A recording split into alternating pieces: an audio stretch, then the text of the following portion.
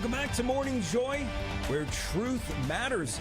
I'm your host, Keith Downey, and today we are honored to be joined by none other than Sean Spicer, who many of you will recognize as the former White House press secretary under President Trump.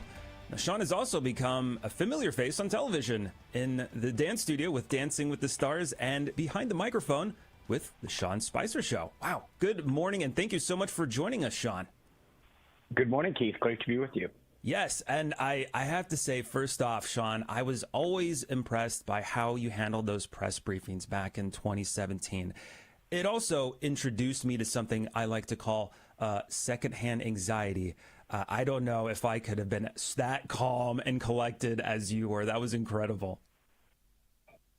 Well, thank you for your kind words. I'm not sure that I always lived up to them, but I appreciate it. Thank you.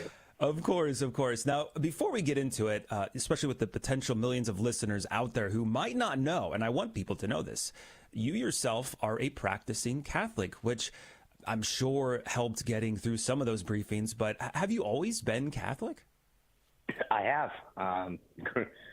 Born and raised, both sides, so that wasn't an issue in our family. Went to a Benedictine Abbey for high school, Portsmouth Abbey in Rhode Island, and, have two great kids that are enrolled in Catholic schools too. Very cool. I love it. And I've noticed a trend, and I think a lot of people are picking up on it too, about the many Catholics President Trump is appointing. From your experience, Sean, how does having devout Catholics in these roles potentially affect the policymaking in the Trump administration? That's a great question, Keith. It helps a lot because at the end of the day, that's who we are. And so when you make any kind of decision, the simplest ones, just interacting with people, hopefully it comes back and is rooted in your faith, how you're supposed to treat each other, how you're supposed to act among, especially if you've been blessed, right? And I think that's the thing is, and so it should guide your decision-making process, because if you've actually had the proper formation, meaning that, I was just listening to the ad that you were playing before we came on, and if you're reflecting on what we've been taught, how we're supposed to behave, then as you make those critical decisions that affect so many other people's lives, you're doing it in that context.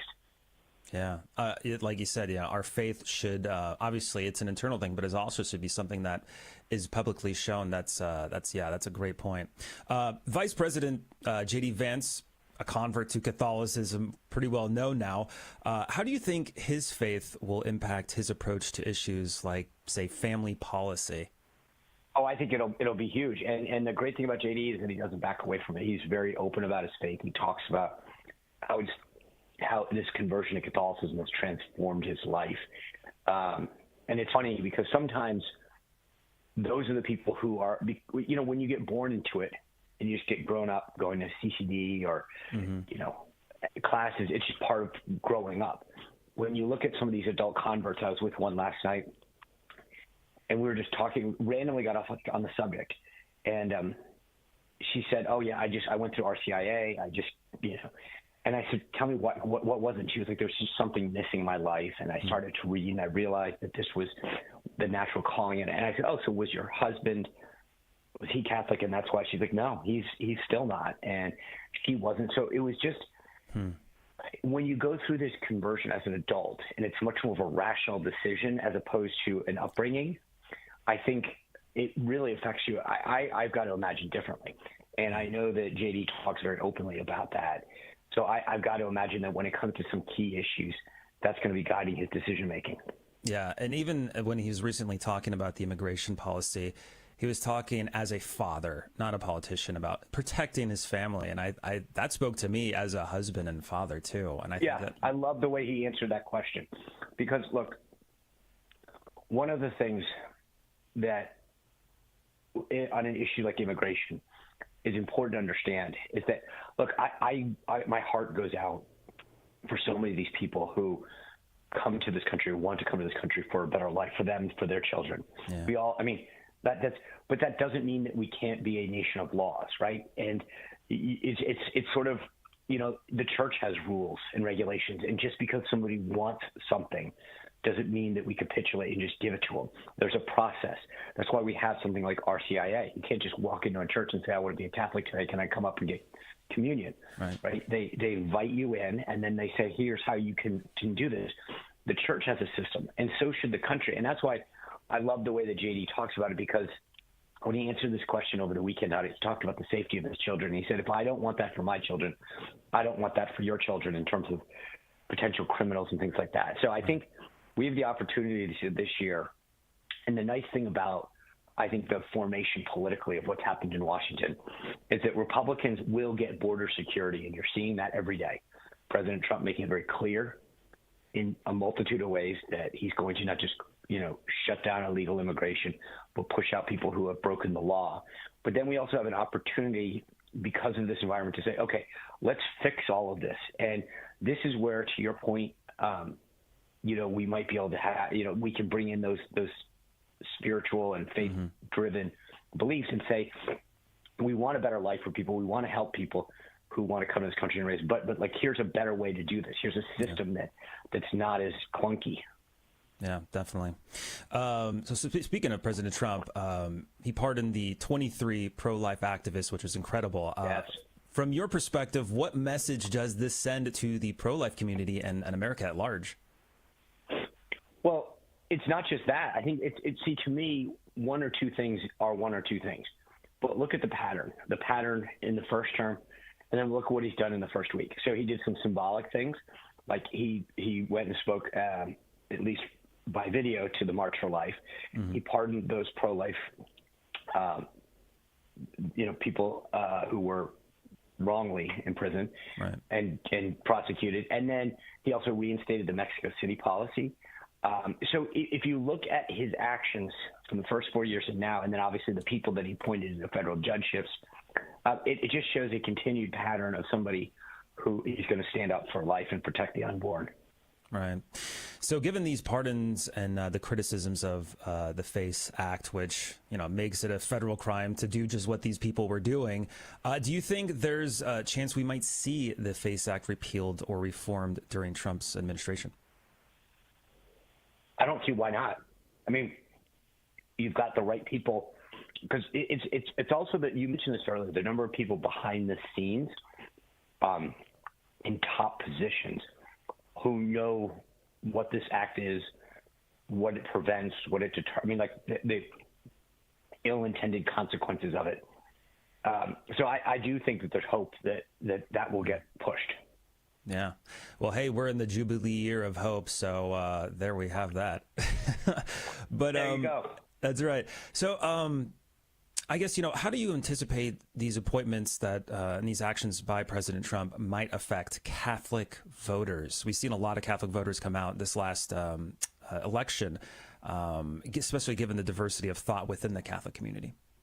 It's an interesting question, because you would think, by at least the homilies that I hear and the churches that I visit from time to time, you wouldn't think this was an issue. And I think hopefully it brings more people over,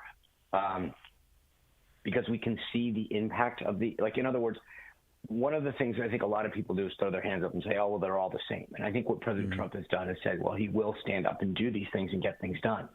So hopefully it brings more people over and saying, hey, it's worth voting for these guys because they will stand up for teachings. But I also think that the church itself, I've seen other religions, a lot in the evangelical community, some in the Baptist community, where they'll be very clear from the pulpit. And I know sometimes we do voter guides, but I think that we do need to lean in a little bit more to making sure that the congregation understands the policies that some of these people are pushing and what that means if you actually believe in the faith, what it means.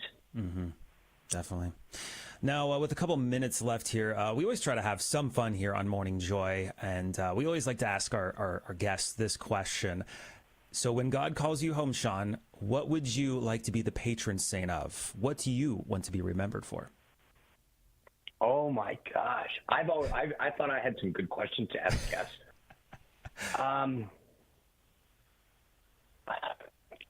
It's a tough question to answer, I know. It is because there's some initial things that jump out, and then you kind of go, okay, but then that's. It's okay. You don't have to be that humble, Sean. No, I know, but give me a good, like what's been the one that someone has given you that's. Well, yeah, the one that stands out. So Debbie Georgiani, she's part of Morning Joy here. She would be the patron saint of golf because it speaks about life. So. That's just one example. I would be the patron saint of, listening or lack thereof, or patience. Oh, you know what? My daughter would be with you on that one. Oh, goodness. Well, I'll keep thinking on this one, Keith. Yeah, let it marinate. That's okay.